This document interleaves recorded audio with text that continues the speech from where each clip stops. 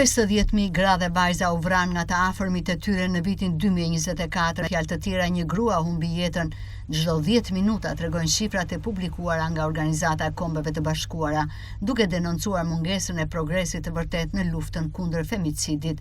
Vitin e kaluar, 83.000 gra dhe vajza u bën viktima të vrasjeve të qëllimshme në të gjithë botën. Nga këto 60% u vran nga partneri i tyre ose një antar i familjes, thot një raport i përpiluar nga Zyra e Kombeve të Bashkuara për kontrollin e drogave dhe parandalimin e krimit, publikuar në ditën ndërkombëtare për eliminimin e dhunës ndaj grave.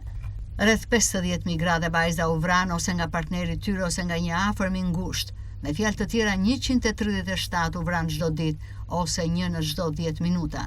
Ky vlerësim bazuar në një analizë të statistikave nga 117 vende është më i ulët se ai i vitit 2023, por ndryshimi nuk tregon një rënje të vërtetë sipas raportit, i cili ja atribon ndryshimin thjesht vendeve të ndryshme që mbajnë statistika në mënyra të ndryshme. Përkundrazi, ankohen dy agjencitë e OKB-s, shifrat mbeten të pandryshuara pavarësisht viteve të angazhimeve globale. Kështu femicidi vazhdon të marrë jetën e 10 mijëra grave dhe vajzave në mbar botën çdo vit, pas një shenjë të vërtet përmirësimi, dhe shtëpia mbetet vendi më i rrezikshëm për gratë dhe vajzat në rrezik. Ndërkohë, dhuna online nuk kufizohet vetëm në hapësirën kibernetike, mund të ketë dobësim të mashkullorisë jashtë botës digjitale dhe në rastet më të këqija, dëme fatale, madje edhe vrasje të grave.